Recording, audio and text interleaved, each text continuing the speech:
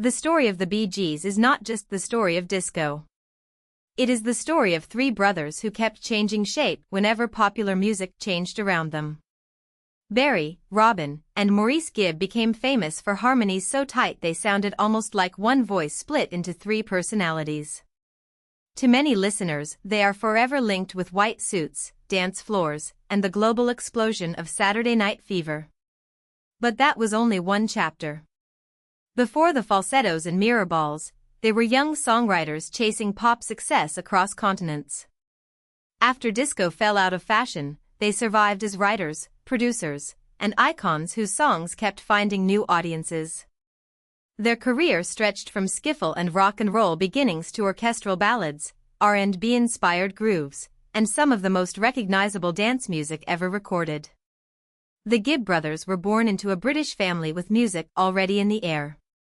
They spent their early childhood in the Manchester area of England, where the post-war music scene was beginning to absorb American rock and roll, skiffle, and vocal group harmony. In 1955, before they were known as the Bee Gees, the brothers formed a group called the Rattlesnakes. They were still children, but they were already learning something that would define their entire career: how to perform as a unit. Barry, the eldest, naturally became a leader. Twins Robin and Maurice brought contrast, instinct, and a shared musical language that only siblings could have. Their earliest performances were modest, but they built the foundation for an unusually durable creative partnership. A major turning point came when the Gibb family moved to Australia in the late 1950s, settling first in Redcliffe, Queensland, and later around Crib Island. For the brothers, Australia became both a fresh start and a proving ground. They performed wherever they could, sharpening their timing and developing stage confidence. It was there that they began to find chart success under the name the Bee Gees. The origin of the name has been debated and reinterpreted over time, but what mattered most was that it gave the brothers a professional identity. By the mid-1960s, they were no longer just talented kids imitating their influences. They were writing original songs, building a catalog, and preparing to take their music back to Britain at exactly the moment British pop was conquering the world. When the Bee Gees returned to the United Kingdom in 1967, they entered a much larger arena. Producer and manager Robert Stigwood began promoting them internationally, and the group quickly became part of the late 1960s pop landscape. Their early global sound was not disco at all. It was dramatic, melodic, and often melancholy, shaped by orchestral arrangements and Robin Gibb's distinctive lead vocals. Robin's voice had a clear vibrato that could make a song feel haunted, fragile, or theatrical. At the same time, Barry and Maurice helped create the layered harmonies that became the group's calling card. This version of the Bee Gees appealed to listeners who loved emotionally rich pop songs, and it proved they could compete in the same era that produced the Beatles, the Kinks, and countless ambitious studio acts. The secret of the Bee Gees was not simply that they could sing. Many groups could sing. What made them unusual was the combination of family blend and songwriting discipline. Because Barry, Robin, and Maurice wrote their own original material, they could design songs around their voices rather than forcing their voices into someone else's formula. Robin might carry a verse with emotional intensity, Barry might lift a chorus, and Maurice could anchor the arrangement with harmony and instrumental instincts. Their three-part vocal blend became instantly recognizable, close, controlled, and emotionally direct. This harmony style earned them nicknames such as Britain's first family of harmony, and it allowed them to move between genres without losing their identity. Even when the rhythm changed, the sound of the brothers together remained the core.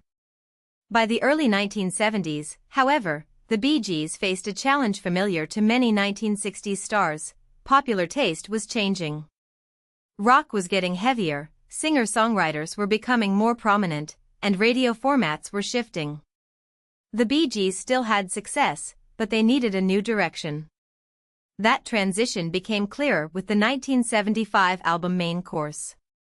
Instead of relying mainly on orchestral pop and ballads, the group leaned into an R&B-based dance sound. Barry Gibb's falsetto, which had once been only one color in the group's palette, suddenly became a signature.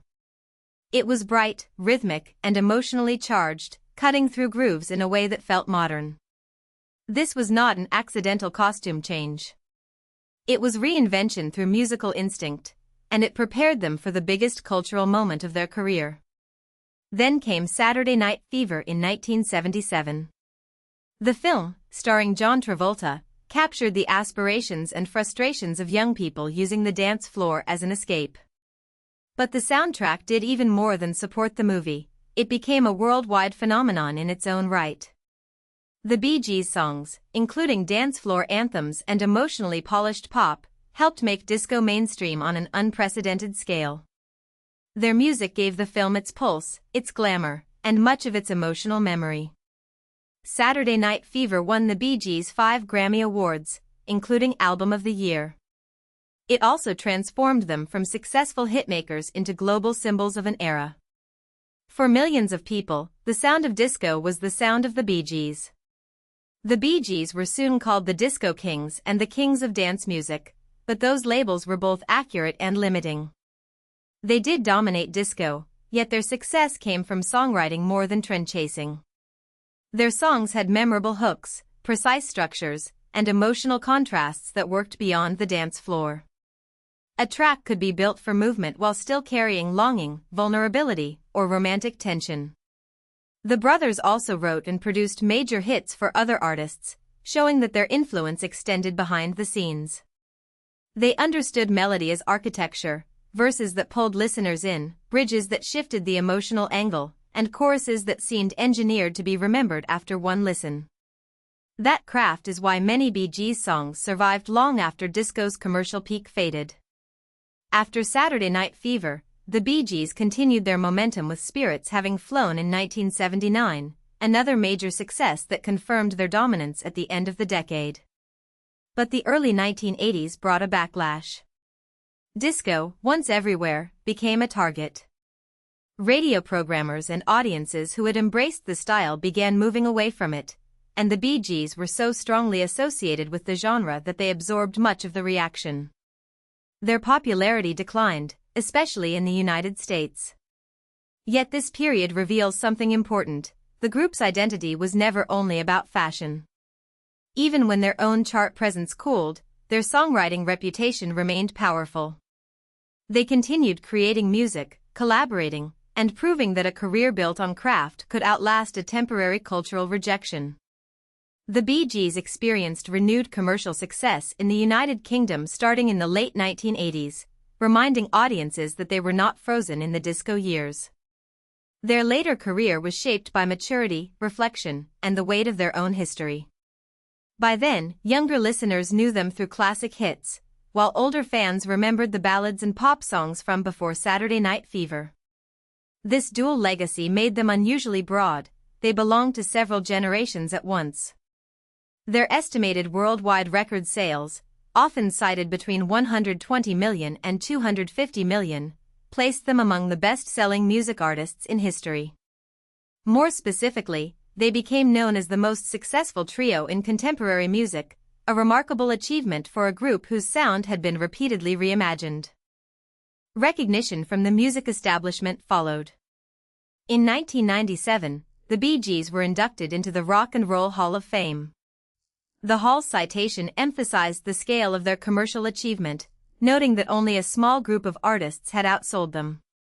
On the Billboard Hot 100, they scored 9 number-one hits, placing them among the most successful bands in the chart's history, behind only the Beatles and the Supremes. These honors matter because they help correct a narrow view of the Bee Gees as merely a disco act. Their chart record, songwriting catalog, and influence across pop, R&B, dance, and adult contemporary music show a much larger footprint. They were not passengers in pop history, they helped steer it. The later story of the Bee Gees is also marked by loss. Maurice Gibb died suddenly in 2003 at the age of 53, and Barry and Robin retired the group after 45 years of activity. For a band built on sibling chemistry, Maurice's absence changed everything. In 2009, Robin announced that he and Barry had agreed the Bee Gees would reform and perform again, but that hope was brief. Robin died in 2012 at the age of 62. Colin Peterson, an official member during the late 1960s, died in 2024. Today, Barry Gibb remains the most visible surviving brother and guardian of the group's legacy.